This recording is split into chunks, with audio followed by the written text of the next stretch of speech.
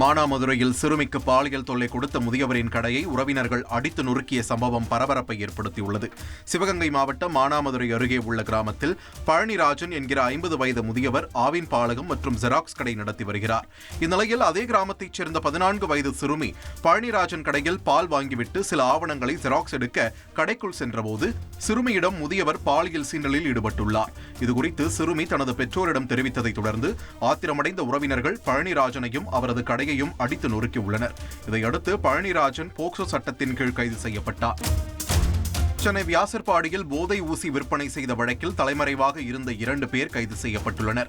வியாசர்பாடி சத்தியமூர்த்தி நகர் பகுதியைச் சேர்ந்த லோட்மேன் முகேஷ் வலி நிவாரண மாத்திரைகளை ஊசி மூலம் தனக்குத்தானே செலுத்திக் கொண்டதில் உடல் கடுமையாக பாதிக்கப்பட்டு ஸ்டான்லி அரசு மருத்துவமனையில் சேர்ந்து சிகிச்சை பெற்று வருகிறார்.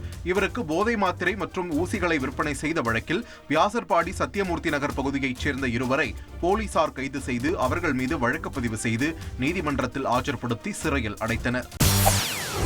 செய்திகளை உடனுக்குடன் தெரிந்து கொள்ள உடனே சப்ஸ்கிரைப் பண்ணுங்க.